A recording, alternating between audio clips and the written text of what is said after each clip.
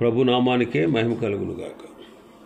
కూడొచ్చిన మీ అందరికీ, కర్మల ఆత్మీయ సహవాస సంఘ విశ్వాసులందరికీ మన ప్రభువును ఆయన ప్రియ కుమారుడునైన యేసుక్రీస్తు వారి శ్రేష్టమైన నామములో శుభములు మరియు అందరికీ వందనాలు.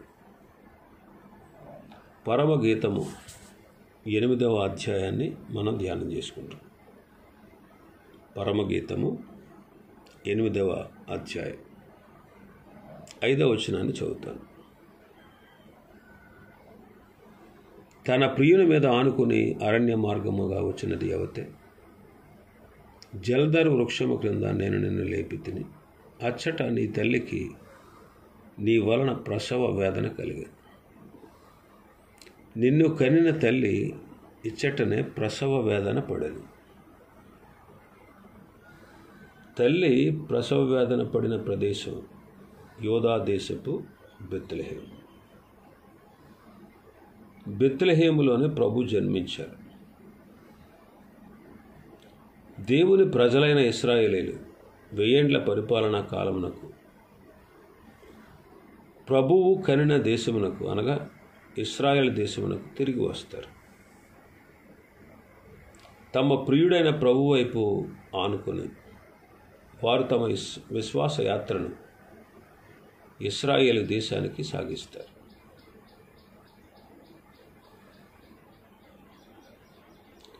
మీకా గ్రంథం 5వ అధ్యాయం 2వ వచనంలో మనం చూస్తే, బెత్లెహేము ఎఫ్రాతా, యోధా వారి కుటుంబంలో నీవు స్వల్ప గ్రామములను, నా కొరకు ఇశ్రాయేలును ఏలుబోవాడు నీలో నుండి వచ్చును.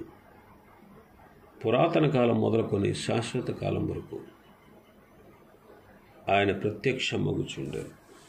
ప్రభువు కనిన ఇశ్రాయేల్ దేశం యొక్క ప్రసవ వేదన గురించి ప్రవక్తకు రాశాడు.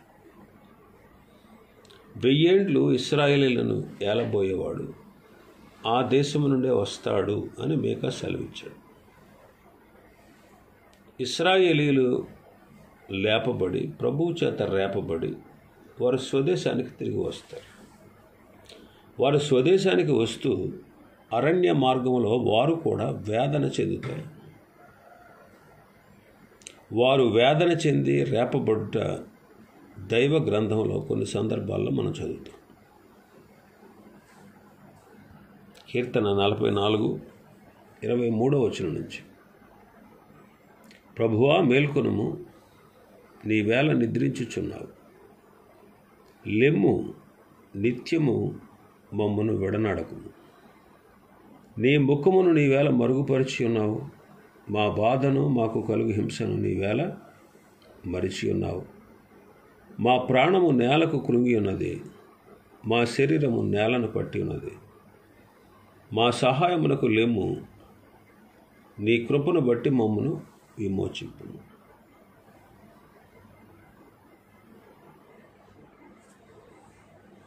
ఇశ్రాయేలీలు ఈ ప్రార్థన చేస్తారు. ఈ అరణ్య యాత్రలో నేటి వరకు వారి ప్రాణాలు కృంగిపోయాయి. శరీర రీతిగా వారు నలిగిపోయారు. ఆత్మీయంగా వారు మూర్ఖులుగా ఉన్నారు. ప్రభు తన 1000 ఏండ్ల పరిపాలన ఇశ్రాయేల్ దేశంలో ప్రారంభించాలని ఇశ్రాయేలీలు ప్రార్థిస్తారు. బెత్లెహేములో యోధా దేశమంతటా 1000 ఏండ్ల రాజ్య పరిపాలన స్థాపన జరగాలని వారు ప్రభు ద్వారా లేపబడతారు. వారి ప్రాణాలు ప్రచండమైన అలల ద్వారా కుంగిపోయాయి. అందువల్ల కృంగిపోయిన వారి జీవితాలను ఉద్ధరించవలసిందిగా వారు ప్రభువును వేడుకుంటారు. ఇశ్రాయేలు దేశంలో యూదులు కూడా లేపబడి 1000 ఏండ్ల పరిపాలన కొరకు ప్రార్థిస్తారు. ఈనాడు సంఘంలో ఉన్నటువంటి దేవుని బిడ్డలైన మనం కూడా పాపపు నిద్ర నుండి మేల్కోవాలి. విరిగి నలిగిన హృదయంతో ప్రభువును ప్రార్థించాలి. యెషయా గ్రంథం 51వ అధ్యాయం 9వ వచనం, యెహోవా బాహువా, లెమ్ము లెమ్ము, బలము తొడుక్కుము, పూర్వపు కాలములోను పురాతన తరములోను లేచినట్లు లెమ్ము. రాహాబును తుత్తునీలుగా నరికివేసిన వాడు నీవే కదా. మకరమును పొడిచిన వాడు నీవే కదా అంటాడు. ఇశ్రాయేల్ దేశంలో ప్రభు ద్వారా రేపబడిన యూదులు చేసే ప్రార్థన ఇది. ఆయా దేశాలలో చెదిరి ఉన్నటువంటి ఇశ్రాయేలును చేసే ప్రార్థన కూడా ఇదే. ప్రభు లేచి హెర్మగెద్దెను యుద్ధములో శత్రువును ఓడించాలని వారి ప్రార్థన. మకరము అంటే మొసలి, మకరము అంటే క్రీస్తు విరోధిని హతమార్చి తన 1000 ఏళ్ల పరిపాలన కొనసాగించాలని ఇశ్రాయేలీలు రేపబడుతున్నారు. ఇశ్రాయేలీలు క్రీస్తు పాలనకు పూర్వం చిత్తుగా ఓడిపోయి జీవితాలను పతనం చేసుకుంటారు. ఆ విధంగా పతనమైపోయిన ఇశ్రాయేలీలను వారు ప్రభు యొక్క 1000 ఏండ్ల పరిపాలన కొరకు ప్రార్థిస్తారు. మనం కూడా జీవితం పతనమైపోయినప్పుడు, ఓడిపోయిన తర్వాత ఎల్లప్పుడూ అదే స్థితిలో ఉండకూడదు. పూర్తిగా ప్రభు సన్నిధికి వచ్చి పతనమైపోయిన జీవితాన్ని గురించి క్షమాపణ కోరుకోవాలి. అలాగే ఇశ్రాయేలీలు కూడా ప్రభు వచ్చి 1000 ఏండ్ల పరిపాలన సాగించాలని వారు కోరుతూ ఉన్నారు. 132వ కీర్తన 8వ వచనం. 132వ కీర్తన 8వ వచనం. యెహోవా లెమ్ము, బలసూచకమైన మందసముతో కూడా రమ్ము, నీ విశ్రాంతిలో ప్రవేశింపు. ప్రభు అయిన యేసుక్రీస్తు వారి యొక్క విశ్రాంతి స్థలం యెరూషలేము. ఆ మహానగరంలో ఆయన ప్రవేశించి 1000 ఏండ్ల పరిపాలన కొనసాగిస్తాడు. ప్రభు బిడ్డలు ఆయన సహాయం కొరకు ఎదురు చూస్తున్నారు. ఆయన తన పరిశుద్ధ దేశంలో అడుగు పెట్టాలని వారి కోరిక అన్నమాట. జకర్యా గ్రంథం 2వ అధ్యాయం 13వ వచనం. సకల జనులారా, యెహోవా తన పరిశుద్ధమైన నివాసం విడిచి వచ్చుచున్నాడు, ఆయన సన్నిధిని మౌనులై ఉండు. ఈ వచనం కూడా 1000 ఏండ్ల పరిపాలన గూర్చినటువంటి వచనమే. ఆ పరిపాలనలో సకల జనులు ఉంటారని ఇశ్రాయేలు తెలియజేస్తున్నారు. ప్రభు తన పరిశుద్ధ నివాసము నుండి వచ్చి హెర్మగెద్దోను యుద్ధం జరిగించి 1000 ఏండ్ల పరిపాలన సాగిస్తాడని ఈ వచనం యొక్క భావం. దేవుని సన్నిధి ఒక 1000 ఏండ్లు భూమిని దర్శిస్తుంది. ఆ కాలంలో లోకంలో నివసించే నీతిమంతులైనటువంటి దేవుని ప్రజలు దేవుని సన్నిధిని అనుభవిస్తారు, ఆ సన్నిధిలో ఆనందిస్తారు. దేవుని ప్రజలు దేవుని ద్వారా రేపబడి 1000 ఏండ్ల పరిపాలన కొరకు ఆశిస్తారు. దేవుని బిడ్డలైనటువంటి మనం ప్రభువు ద్వారా, పరిశుద్ధాత్మ ద్వారా రేపబడి ఆయన సన్నిధిలో ప్రార్థించేవారుగా ఉండాలి. ఆయన సన్నిధిలో ప్రార్థించేవారుగా ఉండాలి. ఇంకా మన భాగంలో 6వ వచనం మనం చదివితే, ప్రేమ మరణమంత బలమైనది, ఈర్ష్య పాతాళమంత కఠోరమైనది, దాని జ్వాలలు అగ్ని జ్వాలా సమములు, అది యెహోవా పుట్టించు జ్వాల. నీ హృదయం మీద నన్ను నామాక్షరముగా ఉంచుము, నీ భుజమునకు నామాక్షరముగా నన్ను ఉంచు. ఈ వచనంలో అగ్ని జ్వాలలతో సమానమైన ప్రేమను మనం చూస్తున్నాం. ఇదే ప్రభు ప్రేమ. అగ్ని జ్వాలల వంటి ప్రభు ప్రేమను ఎవ్వరూ ఆర్పలేరు. అది శాశ్వతమైన ప్రేమ, అంతము వరకు అందరినీ ప్రేమించిన ప్రేమ. ఈ ప్రేమ మరణమంత బలమైనది. నీచ పాపులమైన మన కొరకు సిలువలో ఆయన చనిపోయి ప్రాణమును త్యాగం చేసినప్పుడు కూడా ఈ ప్రేమ జ్వాల ఆరిపోలేదు. పాపుల కొరకు మరణించడానికి కూడా ప్రభు ప్రేమ వెనకాడలేదు. అందరి కొరకు మరణించి యుక్త కాలమున భక్తిహీనుల కొరకు చనిపోయి ప్రేమ మరణము కంటే బలమైనదని ప్రభు రుజువు చేశారు.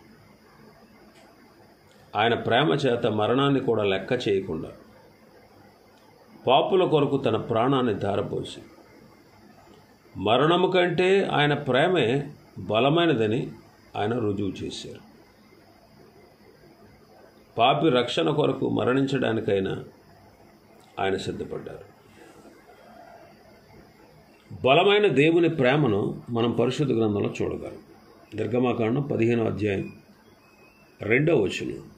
యెహోవాయే నా బలము, నా గానము, ఆయన నాకు రక్షణయు ఆయన నా దేవుడు, ఆయనను వర్ణించెదను.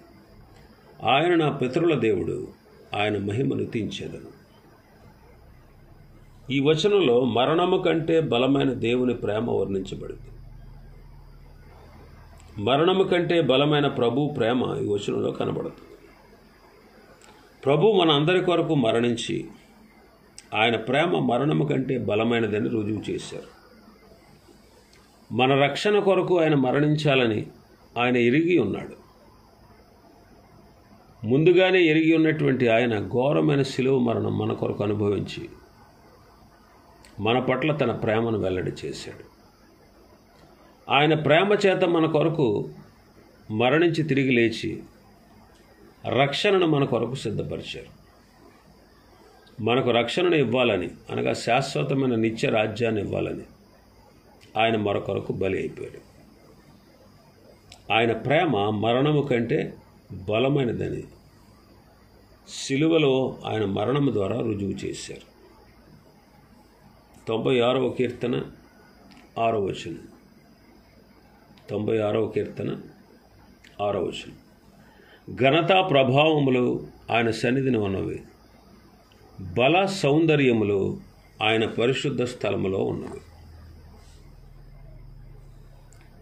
మరణము కంటే బలమైన ప్రేమ ఈ వచనంలో మనకు కనబడుతుంది. ఆత్మీయంగా మనలను సౌందర్యవంతులుగా చేయాలని ప్రభు సంకల్పించాడు.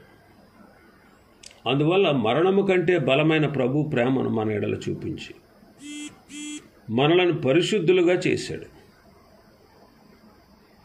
మనలో ఉన్న పాప భ్రష్టత్వాన్ని అంతటిని తీసివేసి మనలను బలవంతులుగా, నీతిమంతులుగా ప్రభు చేశాడు. యెషయా గ్రంథం 51వ అధ్యాయం 6వ వచనం. ఆకాశపు వైపు కనులెత్తుడి, క్రింద భూమిని చూడుడి. అంతరిక్షము పొగవలే అంతర్ధానమగును, భూమి వస్త్రం వలె పాతగిలిపోవును. అందరి నివాసులు అటువలనే చనిపోదురు. నా రక్షణ నిత్యము ఉండును, నా నీతి కొట్టివేయబడదు. ఇక్కడ ప్రభువు యెహోవా నాకు సహాయుడు అని యెషయా గ్రంథం 51వ అధ్యాయంలో మనం చూస్తాం. ఆయన నాకు సహాయకుడే ఉన్నప్పుడు నా మీద ఎవడు కూడా నేరస్థాపన చెయ్యలేడు అంటాడు. నా మీద ఎవరు నేరస్థాపన చేయలేరు అంటాడు.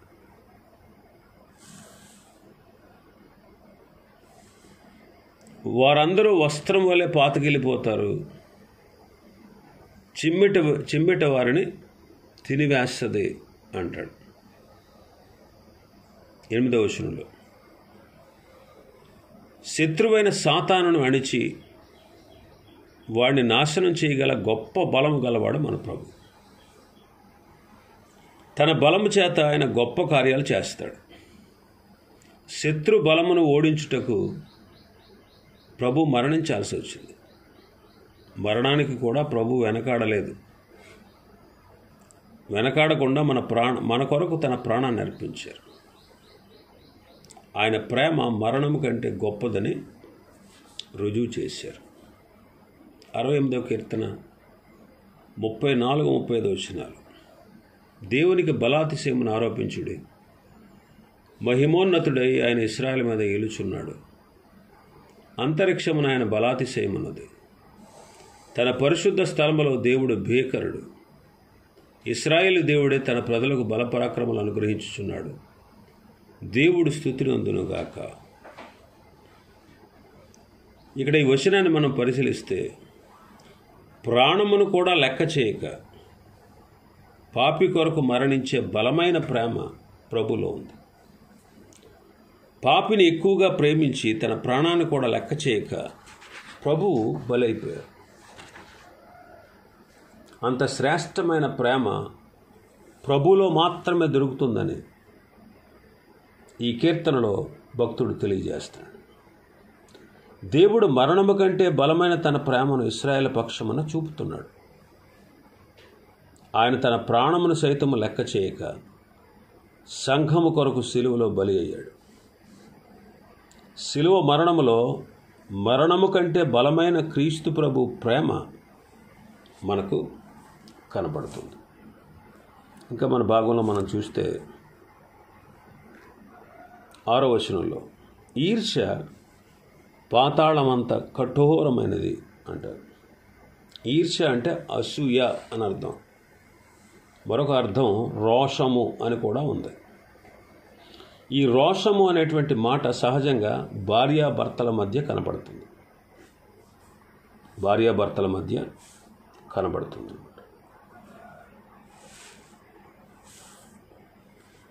ప్రతి భర్త తన భార్య తనకే ఉండాలని, పరపురుషుణ్ణి చేరకూడదని ఆశిస్తాడు. ప్రతి భార్య కూడా అంతే. తన భర్త వేరొకరిని చేరకూడదని, తనకే పరిమితమై ఉండాలని ఆశిస్తారు.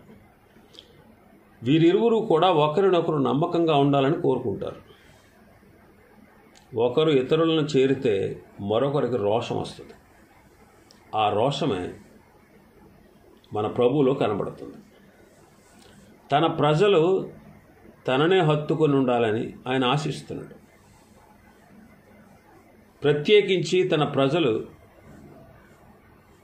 ప్రత్యేకించబడినటువంటి తన ప్రజలు విగ్రహారాధికులై దేవునికి రోషము పుట్టించకూడదు. అదే ఆయన కోరుతున్నాడు. ఇశ్రాయేలీయులు ఇతర దేవతలను పూజించినప్పుడు వారి పట్ల దేవుడు తన రోషాన్ని అనేక సందర్భాల్లో కనపరిచాడు. నిర్గమకాండం 20వ అధ్యాయం 5వ వచనం. నిర్గమకాండం 20వ అధ్యాయం 5వ వచనం. ఎలయనగా నీ దేవుడైన యెహోవానగు నేను రోషము గల దేవుడును, నన్ను ద్వేషించు వారి విషయంలో 3-4 తరముల వరకు తండ్రుల దోషమును కుమారుల మీదకి రప్పింతును. తండ్రుల దోషము కుమారుల మీదకి రప్పింతును. ఆకాశం అందే కానీ, భూమి అందే కానీ, భూమి క్రింద నీటి అందే కానీ ఏ రూపాన్ని కూడా చేసుకోకూడదు, దానికి సాగిలపడకూడదు, వాటికి నమస్కరించకూడదని ప్రభు సెలవిచ్చాడు. దేవుడు తన ప్రజల కొరకు సమస్తాన్ని సిద్ధపరిచి వారిని పోషిస్తున్నాడు. దేవుని ప్రజలు ఆయనను విడిచిపెట్టి విగ్రహము చేసుకుని ఆ విగ్రహమే మమ్మల్ని నడిపించిందని వారు చెబితే దేవునికి రోషం వస్తుంది. కారణం ఏంటంటే దేవుడు చేసిన పనిని వట్టి విగ్రహానికి ఆరోపించడం దేవుడు అంగీకరించడు.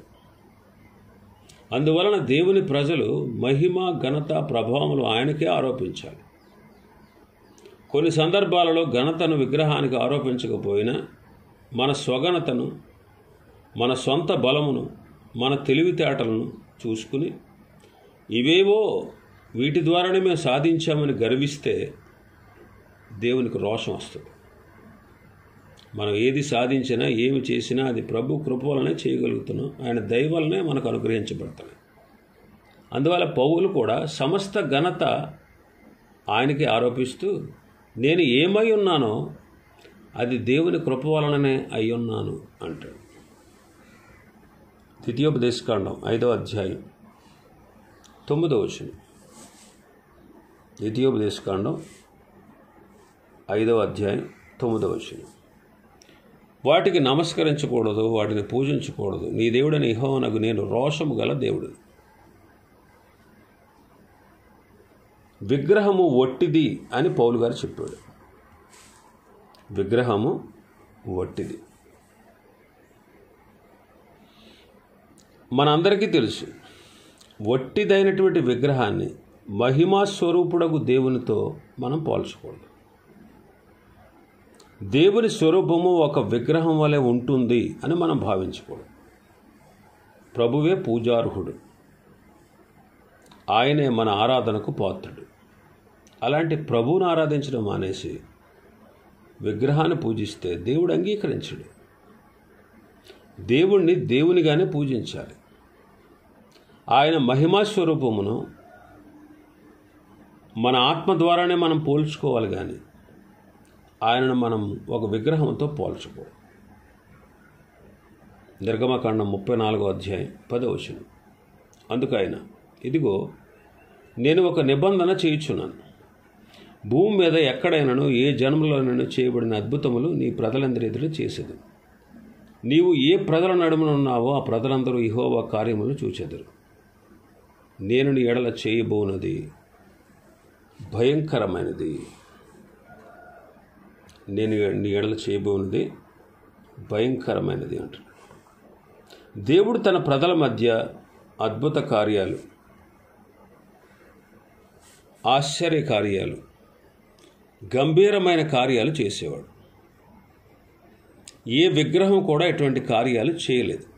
అందువల్ల దేవుడు చేసే అద్భుత కార్యాలు ఒక విగ్రహం ద్వారా జరిగాయని మనం ఏనాడు చెప్పకూడదు. కొన్ని సందర్భాల్లో దేవుని ప్రజలు ఆయన ఆరాధించేవారే విగ్రహారాధన ధనాపేక్షను ఎక్కువగా కలిగి ఉంటున్నారు. ధనాన్ని ఎక్కువగా ప్రేమించి దేవునికి చెందవలసిన ధనాన్ని కూడా స్వార్థానికి ఉపయోగిస్తూ ఉంటారు. దేవునికి ఇవ్వకుండా స్వార్థానికి ఉపయోగిస్తే అది దేవునికి రోషం పుట్టించే కార్యం. మరికొందరికి వారి కడుపే వారి దేవుడు. తిని త్రాగి సుఖంగా జీవించి దేవుని అశ్రద్ధ చేయడం అనేది వారి జీవిత ధ్యేయం. వారి కడుపే వారి దేవుడని పౌలు సెలవిస్తున్నాడు. ఇట్టి విగ్రహారాధన కూడా దేవునికి రోషము పుట్టిస్తుంది. కొరింథీయులకు రాసిన 2వ పత్రిక 11వ అధ్యాయం 2వ వచనం. దేవాశక్తితో మీ ఎడల ఆసక్తి కలిగి ఉన్నాను.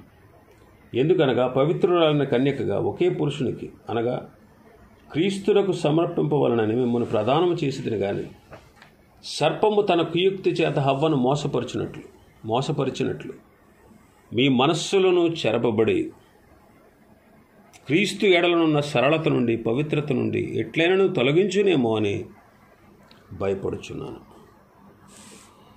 ఈ వచనంలో పౌలు యొక్క రోషము మనం గమనిస్తూ ఉన్నాం. పౌలు యొక్క రోషం మనం గమనిస్తున్నాం.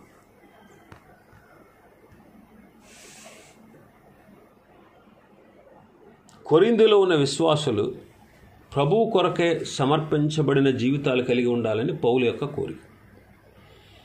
కానీ అంతా పౌలు అనుకున్న దానికి వ్యతిరేకంగా జరిగిపోయింది. వారు ప్రభువుకు లోబడక సాతాను కుయుక్తికి లోబడ్డారు. దుష్టునికి లోబడి శరీర కార్యాలకు బానిసలయ్యారు. వారు ఆ రీతిగా చెడిపోవడం పౌలుకు రోషం పుట్టించింది. కనుక ప్రతి విశ్వాసి కూడా సజీవ యాగంగా తన శరీరాన్ని ప్రభువుకు సమర్పించాలి. ఈ సమర్పణ జీవితంలో లోటు ఉండకూడదు. నామకార్థమైనదిగా కూడా ఉండకూడదు. మనం 100కి 100 పాళ్ళు ప్రభువునకు చెందిన వారుగా ఉండాలి. యోహాను సువార్త 2వ అధ్యాయం 17వ వచనం. ఆయన శిష్యులు నీ ఇంటిని గూర్చిన ఆసక్తి నన్ను భక్షించునని వ్రాయబడి ఉన్నట్లు జ్ఞాపకము చేసుకున్నారు. దేవుని మందిరాన్ని గూర్చి ప్రభువుకున్న రోషం ఈ వచనంలో మనం గమనిస్తున్నాం. ప్రభు కాలంలో దేవుని మందిరంలో అనేక వ్యాపారాలు జరుగుతూ ఉన్నాయి.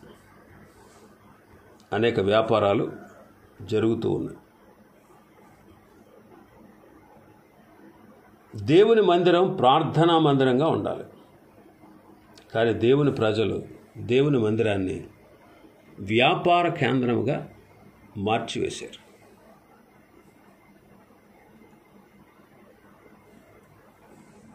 ప్రార్థన జరగాల్సిన ప్రదేశంలో వ్యాపారం జరుగుతూ ఉంది. ఈ విషయం ప్రభువుకు రోషం పుట్టించింది.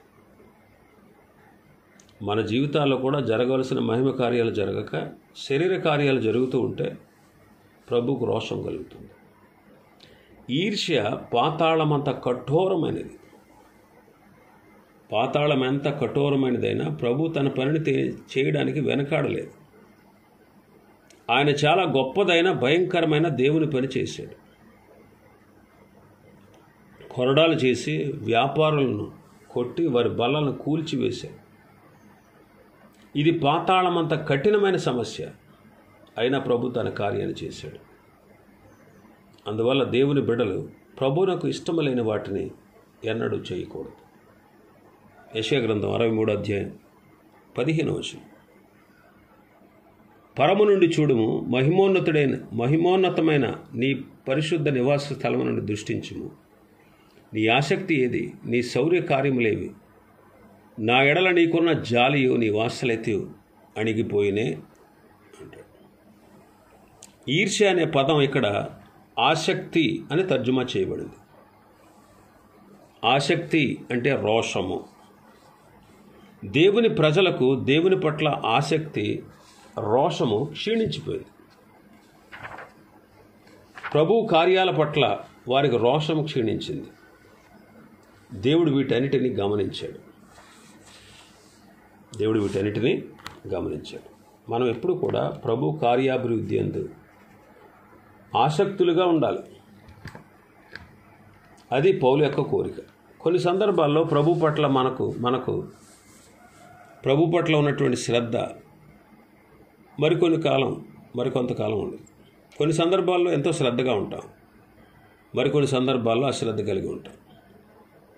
కొన్ని సమయాల్లో మాత్రమే కొందరు ప్రభు పట్ల శ్రద్ధ కలిగి ఉంటారు, మరికొన్ని సందర్భాల్లో పూర్తిగా వెనుకకు జారిపోతారు. మనం బలహీనమైనప్పుడు ప్రేమతో కూడిన ఆసక్తితో, అంటే రోషముతో మనం బలపడాలని ప్రభు ఆశిస్తూ ఉన్నాడు. చాలా విషయాలు ఉన్నాయి. ప్రభు చిత్తమైతే రేపటి దినం మరికొన్ని విషయాలు మనం ధ్యానం చేసుకుందాం. దేవుడు ఈ వర్తమాన వాక్యాన్ని తన వినికిడిలో ఆశీర్వదించును గాక. ఆమేన్.